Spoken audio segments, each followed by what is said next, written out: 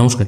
২০২৫ সালের বাজেট পেশ হয়ে গেল এবং এই বছরের বাজেটে সবথেকে বড় সুখবর হলো এটাই, আপনার যদি ইনকাম ১২ লাখ টাকা পর্যন্ত হয় তাহলে আপনাকে কিন্তু কোনো রকম ট্যাক্স দিতে হবে না। আর আপনি যদি স্যালারিড পার্সন হয়ে থাকেন তাহলে আপনাকে ১২,৭৫,০০০ টাকা পর্যন্ত কোনো রকম ট্যাক্স দিতে হবে না, কারণ ওখানে স্ট্যান্ডার্ড ডিডাকশনও অ্যালাউ আছে। এবার এই ট্যাক্সের নতুন যে স্ল্যাব রেট হয়েছে এবং কিভাবে আপনি ছাড়টা পাবেন সেটা এই ভিডিওর মাধ্যমে আমরা দেখে নেব। নতুন যে স্ল্যাব রেট হয়েছে এটা একবার আমরা দেখে নিই।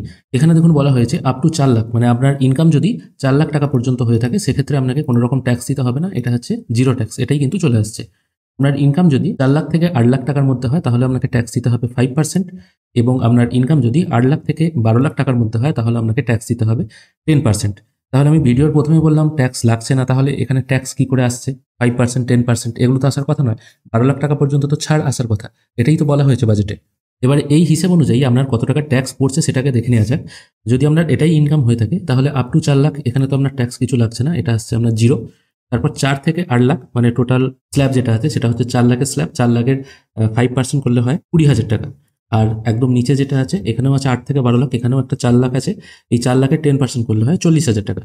তাহলে টোটাল ট্যাক্সেবল ভ্যালু এখানে চলে আসছে ৬০,০০০ টাকা। এবার এখানে যে এই ৬০,০০০ টাকা ট্যাক্স আসছে এটা আপনার অ্যাডজাস্ট হয়ে যাবে রিবেট আন্ডার সেকশন 87A তে। এটা কিন্তু ইনকাম ট্যাক্সের যে গ্যাজেট আছে ওখানেও কিন্তু মেনশন করে দেওয়া আছে, যেটাকে বাড়িয়ে ২৫,০০০ থেকে ৬০,০০০ টাকা করে দেওয়া হয়েছে। তবে এই যে ইনকামের স্ল্যাবটা আছে এটা কিন্তু মোটামুটি যারা ধরুন বিজনেস করেন, ছোটখাটো ইনকাম করেন তাদের ক্ষেত্রে এটা প্রযোজ্য হবে।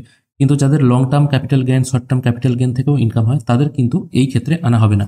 এটা শুধুমাত্র নর্মাল যারা ইনকাম করেন তাদের জন্য। আর সব থেকে বড় খবর, যারা চাকরি করেন তাদের ক্ষেত্রে কিন্তু ১২,৭৫,০০০, তাদের ক্ষেত্রে স্ট্যান্ডার্ড ডিডাকশন ৭৫,০০০ টাকা, মানে ১২,৭৫,০০০ টাকা ইনকাম করলেও তারা কিন্তু ছাড়ের আওতায় চলে আসবেন। আর যে এই সিস্টেমটা চালু হয়েছে এটা কিন্তু ফিনান্সিয়াল ইয়ার ২৫-২৬-এর জন্য, আর অ্যাসেসমেন্ট ইয়ার হবে এটার ২৬-২৭। আর বর্তমানে যে ফিনান্সিয়াল ইয়ার চলছে এবং যে ট্যাক্স রেট চলছে সেটাই কিন্তু কার্যকর হবে। এই ছোট্ট আপডেটটুকুই আপনাদেরকে দেওয়ার ছিল। আশা করি আপনাদের ভালো লেগেছে। ধন্যবাদ।